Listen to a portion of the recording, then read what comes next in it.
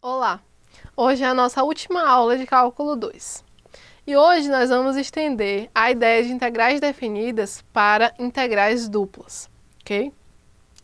A tentativa da gente resolver o problema de determinar áreas nos levou à definição de integral definida. Agora nós aplicaremos um procedimento semelhante para calcular o volume de um sólido. Vamos lá! Seja então f maior do que zero, maior ou igual que zero. É definida aí para x entre A e B. Vamos dividir o intervalo AB em n subintervalos com comprimento ΔX. É bem semelhante à forma que nós fizemos lá a integral definida, ok? Aí a gente vai encontrar pontos arbitrários x asterisco i, certo? Em cada um desses subintervalos. Daí a gente vai somar, utilizar a soma de Riemann. Okay? Então a gente vai obter o quê? O somatório dessas funções vezes ΔX. F de x1 ΔX mais f de x2 ΔX mais f de xn ΔX. Isso aí vai ser um somatório com i variando de 1 até n dessa função aí, f de xi ΔX. Ok? Daí a gente vai tomar o limite dessa soma quando n tender para infinito. E aí quando a gente tomar esse limite, a gente vai obter uma integral definida de A até B. Ou seja, integral de A até B de f de x dx vai ser o limite desse somatório quando n tender para infinito. Observem na figura, é exatamente o que a gente fez, ok? A gente dividiu aí em n subintervalos, e aí com esse somatório que gerou, a gente tomou o limite quando n tende a infinito. Para calcular essas integrais duplas sobre retângulos, okay, que é que a gente vai estudar, a gente vai encontrar volumes e integrais duplas também sobre regiões, ok? Vamos começar estudando integrais duplas sobre retângulos. A gente considera sempre um retângulo aí fechado, ok? Dado por R, sendo R aí um produto, certo? Vetorial entre AB e CD, ok? Então aí a gente vai ter f, uma função também de duas variáveis que vai estar definida dentro desse retângulo, certo? Como a gente pode ver ali na figura, a gente tem um retângulo R e a gente tem uma função aí f de duas variáveis. O que que acontece? O gráfico dessa função f, ela vai ser uma superfície de equação z igual a f de xy. Como vocês podem ver aí na figura, essa superfície em azul é a superfície z igual a f de xy. Então daí a gente vai considerar um sólido que está contido nessa região acima do retângulo R e abaixo do gráfico dessa função f de xy. Então a gente vai encontrar esse sólido aí que está limitado por essas coisas, esse sólido S, ok? Como é que a gente vai fazer isso? O primeiro passo é dividir o retângulo em subintervalos. Então, como vocês podem ver aí na figura, a gente vai dividir o intervalo de A até B em n subintervalos. E ali em Y, o intervalo de C até D, também em n intervalos, ok? Os dois vão ter o mesmo comprimento, que vai ser ΔX igual a B menos A sobre N e ΔY igual a D menos C sobre N. Então, a gente dividiu isso aí tudo em n intervalos, com esses comprimentos, ΔX e ΔY. E aí os subretângulos que a gente vai obter, esses R de J, eles vão ser dados dessa forma aí, ó. O x, ele vai estar entre xi menos 1 e xi, e o y vai estar entre yj menos 1 e yj. E daí cada retângulo desse R de J, ele vai ter a área A igual a ΔX vezes ΔY, que é do que vem, isso parte do que nós já conhecemos da área de um retângulo, ok? O segundo passo é buscar o volume desse sólido. Então a gente escolhe um ponto ali arbitrário, x e j e y e j em cada retângulozinho ali embaixo, tá vendo? A gente tem cada retângulo R e J e a gente vai escolher um ponto ali arbitrário. E aí, feito isso, a gente vai poder aproximar a parte do sólido que está acima do retângulo por uma coluna, como nós podemos ver ali na figura, ó. Observe que a gente tem uma coluna entre o Rzinho, que está ali no plano, e uma parte do sólido que está em cima, certo? E essa coluna ela vai ter a altura da função f de xi, j, y e j, ok? O volume dessa coluna ele é dado por f de x e j, y e j, vezes ΔA, certo? E aí, quando a gente faz esse procedimento para todos os retângulos que a gente obteve e soma os volumes das colunas que a gente obtém, a gente vai obter uma aproximação para o volume de S. Então, o volume do S vai ser aproximadamente esse somatório aí, ok? Então, à medida que a gente vai aumentando os valores de M e N, a gente melhora essa aproximação. Ou seja, quando a gente toma o limite desse somatório para MN tendendo para infinito, a gente consegue uma aproximação bem melhor do volume. Então, vamos considerar essa expressão aí do limite do somatório, ok? Vamos, então, agora definir integral dupla. Definir uma integral dupla de uma maneira que a gente possa calcular mais facilmente. Que vai ser a integral dupla de f sobre o retângulo R? A integral dupla vai ser a integral, ali a gente usa dois símbolos de integração, certo? De f de x, y, dA, ali na região R. Isso é igual ao limite do somatório que nós encontramos anteriormente, claro, se esse limite existir, ok? Então, sobre isso a gente tem algumas observações. O limite da definição anterior, ele vai existir se a função f for uma função contínua, ok? Quando a gente toma x e j, y e j igual a x e y e j, a gente obtém a integral dupla dessa maneira aqui, ó. O somatório agora é variando de 1 até m, j de 1 até n, de f de xi, y, j, ΔA, ok? Quando a gente compara essas duas expressões que nós vimos anteriormente, nós vemos o quê?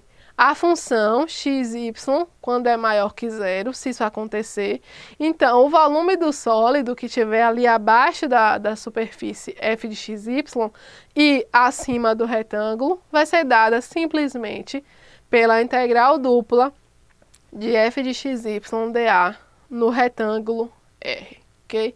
Então, a gente conseguiu uma expressão para o volume que é mais fácil de ser calculado usando integral dupla. Vamos ver agora algumas propriedades de integrais duplas que vão ser úteis para a gente, ok? Sejam f e g duas funções de duas variáveis, ok? E elas estejam aí definidas em um retângulo fechado R, da mesma forma que nós definimos lá na definição de integral dupla. O que é que a gente tem? Semelhante à integração normal, a gente tem o quê? A integral dupla da soma das funções é igual à soma das integrais duplas. Temos também a integral dupla de uma constante vezes a função. A constante sai da integral e a gente tem a constante vezes a integral dupla da função. E se f for maior do que g, para todo x aí no retângulo, a gente vai ter o quê? A integral dupla da função f vai ser maior ou igual que a integral dupla da função g. São algumas propriedades de integral dupla. Agora você desce um pouquinho. Vamos lembrar que geralmente é difícil calcular as integrais de funções de uma variável real diretamente da função da definição de integral, certo? Mas o teorema fundamental do cálculo ele nos fornece um método mais fácil para calcular essas integrais. Então, o cálculo de integrais duplas, pela definição, é ainda mais complicado, certo? Mas agora nós vamos ver como expressar uma integral dupla como uma integral que nós chamamos de integral iterada, cujo valor pode ser obtido calculando-se duas integrais unidimensionais. Então, vamos ver como isso funciona. Se f é uma função de duas variáveis num retângulo, né, contínua num retângulo, a gente vai considerar a integral da função f de xy de c até d, ok?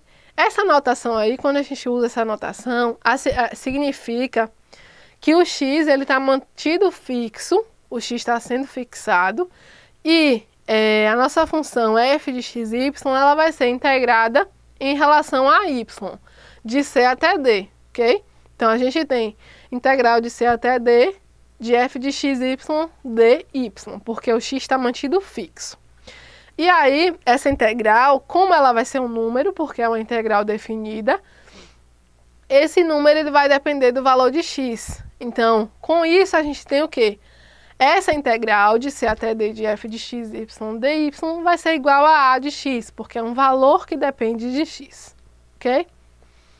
E aí, o que acontece? Quando a gente integra essa função a com relação à variável x de a até b, a gente vai obter integral de a até b de ax dx é a integral de a até b da integral de c até d de f de xy dy dx. Ou seja, essa é a integral dupla, né? A forma que a gente calcula a integral dupla.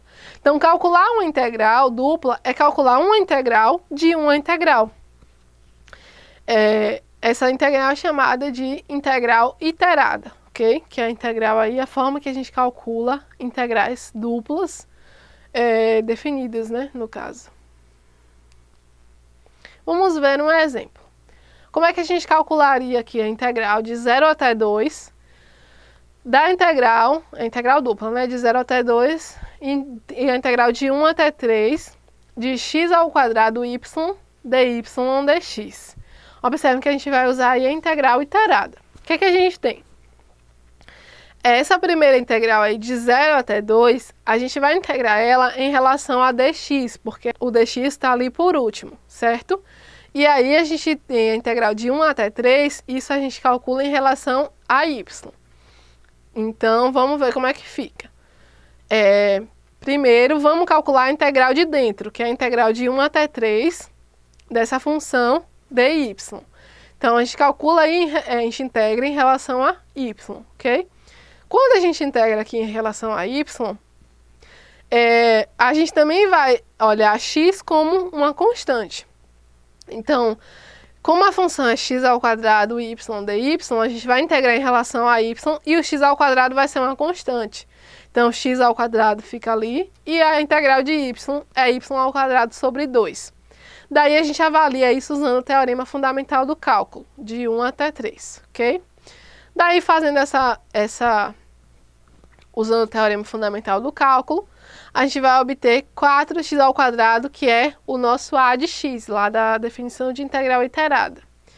Então, agora a gente vai integrar de 0 até 2 em relação a x, essa função a de x, que é 4x ao quadrado, que a gente encontrou. Então, agora a gente integra em relação a x normalmente. Essa integral vai ser 4x ao cubo sobre 3, avaliada aí no intervalo de 0 até 2. Usando o teorema fundamental do cálculo, a gente encontra que isso é 32 sobre 3, unidade de volume, ok? Então, calcular uma integral iterada é a mesma coisa da gente calcular uma integral da integral, certo? Agora, nós vamos ver um teorema que ele é bem importante para a gente nessa seção aí de integrais iteradas, que é o teorema de Fubini. O que diz o teorema de Fubini? Diz o seguinte: se uma função ela for contínua num retângulo, certo? Um retângulo dessa forma, o que a gente vai ter? A integral dupla da função nesse retângulo vai ser igual integral de a até b de c até d, de f de x, y, dx, dy. Isso vai ser igual a integral de c até d, de a até b, da função f de xy, dy, dx. Ou seja, o que é que diz esse teorema? A gente pode ali inverter as integrações, ok? Quando isso a gente só pode fazer se a função ela for contínua nesse retângulo aí. X de A até B e Y de C até D, certo? Então a gente tem o teorema de Fubini possibilita para a gente fazer essa troca aí, essa inversão, né? Então vamos ver um exemplo. Calcule aí a integral dupla dessa função x menos 3y ao quadrado dA, onde o retângulo aí vai ser definido com x de 0 a 2 e y de 1 até 2. Então, como é que fica a integral? A gente vai aqui integrar de 1 até 2 em y e de 0 a 2 em x.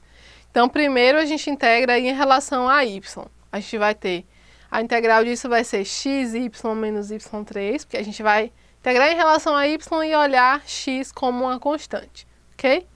E aí, a gente vai avaliar isso usando o teorema fundamental do cálculo e integrar depois o resultado. Então, a gente vai ter a integral de 0 até 2 do resultado aí dessa avaliação do teorema fundamental do cálculo. 2x menos 8 menos x menos 1 dx. Isso aí vai ser igual a integral de 0 até 2 de x menos 7 dx, ok? Então, integrando isso, a gente vai obter x ao quadrado sobre 2 menos 7x, e daí a gente usa de novo o teorema fundamental do cálculo e encontra aí o resultado menos 12. Para as integrais de funções de uma variável real, a região sobre a qual nós integramos é sempre um intervalo, ok? Mas para as integrais duplas, a gente quer integrar a função f não somente sobre retângulos, mas também sobre uma região D de uma forma mais geral. Vamos ver como funciona. Temos aí as integrais, nós vamos ter integrais dos tipos 1 e 2, ok? Então, a gente vai ter uma região D aí e a gente vai considerar um retângulo R desse tipo, certo? Nosso objetivo é integrar sobre a região D. Então, vamos lá, seja D uma região limitada, ok? E aí nós vamos circunscrever uma região retangular, como mostrou a figura anterior, certo? Nós vamos definir, portanto, uma nova função que tenha um domínio no retângulo. E aí essa função vai ser definida dessa forma aí. Agora, se a gente supor a integral dupla dessa função, o que que vai ter? A gente vai poder definir essa integral dupla sobre a região D. Então, vamos lá. A integral dupla da função vai ser igual à integral dupla dessa nova função f' de xy dA, ok? Onde essa função f é dada como nós vimos anteriormente, ela é definida daquela maneira.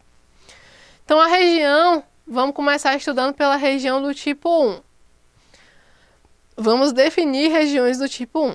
Então, dizemos que uma região D é do tipo 1 se ela está contida entre gráficos de duas funções contínuas de x, ou seja, D é igual a xy quando x está entre A e B, e y quando y está entre G1 e G2. Então, observe, a gente tem y aí entre duas funções contínuas, G1 e G2, ok? Então, a integral dupla de f de x dA, f de xy, vai ser igual à integral de f' xy, que é a integral ali avaliada nesses intervalos de A até B e de G1 de x até G2 de x, certo? Observe que se essa f' aí for igual a 0, y vai ser menor do que G1 ou y vai ser maior do que G2.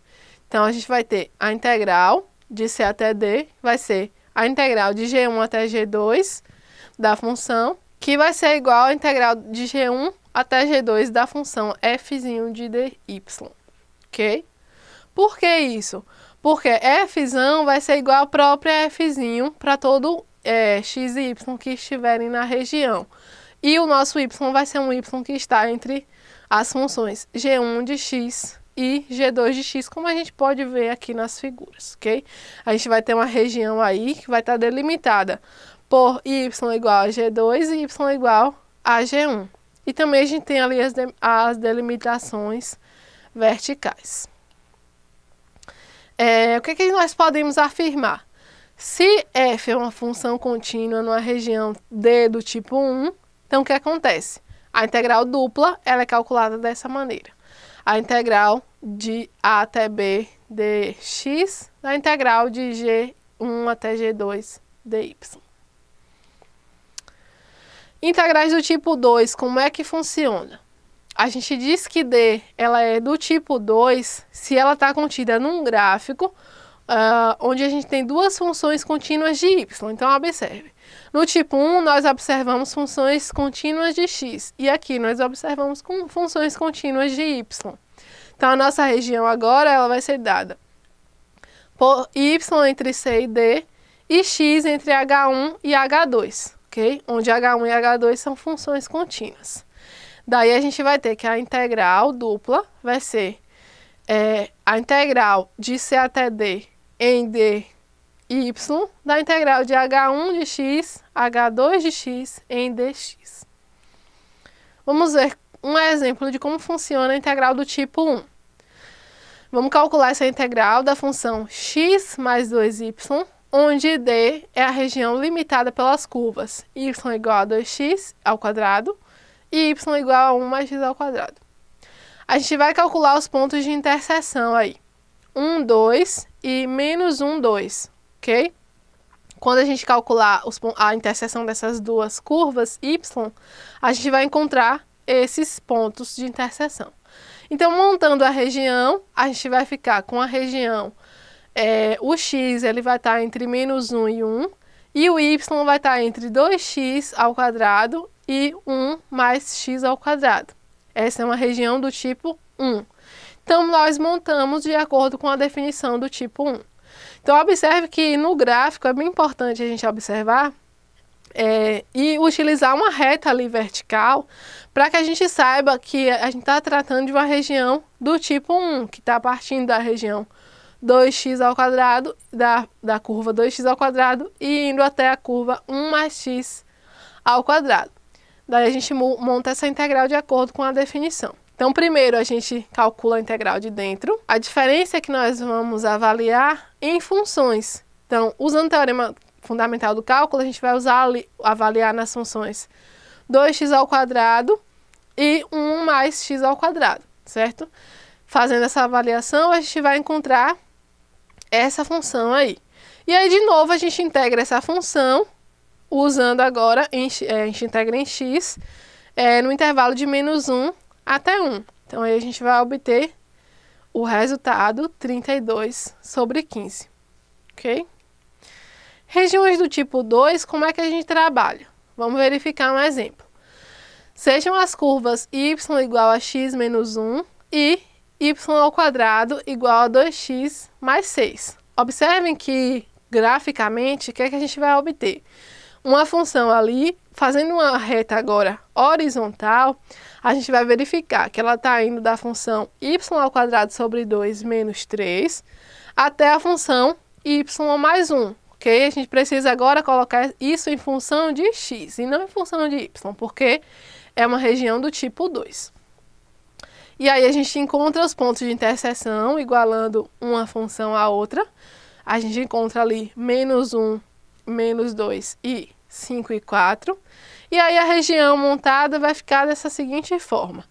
X vai estar entre essas duas funções e y vai estar entre menos 2 e 4. Daí a gente monta a integral de acordo com a definição das integrais do tipo 2, ok? E aí a gente montando a integral, a gente vai calcula a integral de dentro primeiro e agora em relação a x, e depois calcula a integral de fora em relação a y, ok?